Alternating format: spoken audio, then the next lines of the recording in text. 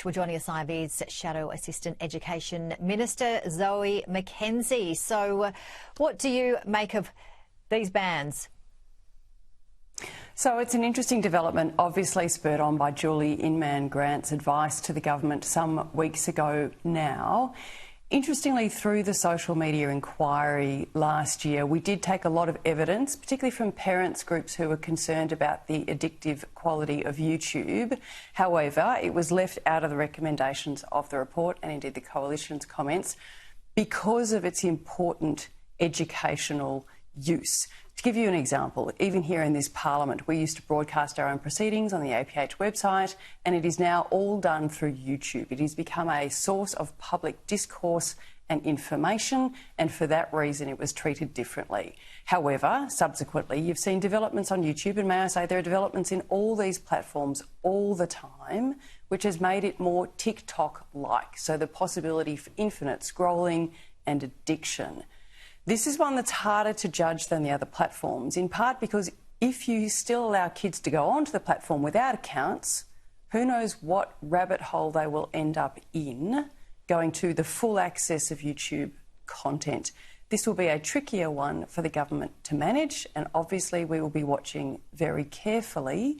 But obviously I support what Annika Wells said, which is that it's a dynamic environment. You know, you've even seen WhatsApp move to be more Snapchat-like in the last couple of weeks as well. So the government needs to keep a watching brief, and we keep a watching brief on government to make sure they get it right.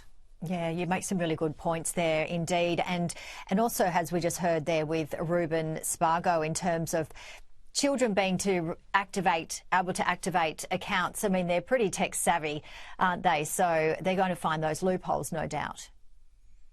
Yes, if you ever try and change your child's YouTube age on the television, the smart-enabled TV that they've set up at home, I can tell you it's very hard. I once rang Google and I said, right, talk me through how to make my 14-year-old not 24 anymore, and it was virtually impossible without the kids' support. So it's a constant challenge for parents. It's always worth checking the age of your children on your smart TV, may I say, to make sure that they're getting age-appropriate content, because the platforms also have got much better at determining age. I had TikTok in my office a couple of days ago, and they told me that they had removed 800,000 under 13-year-olds from the Australian platform last year.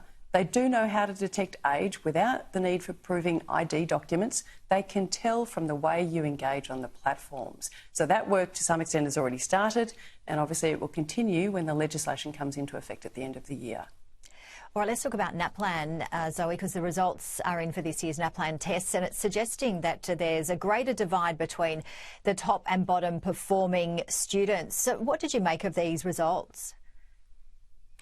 The really significant finding in today's NAPLAN results is that 1/3 of our students are vastly below where they should be. 1 in 3. We are going backwards at each and every turn. We get PISA results next year. I'll be very interested to see how we're comparing on an international level as well.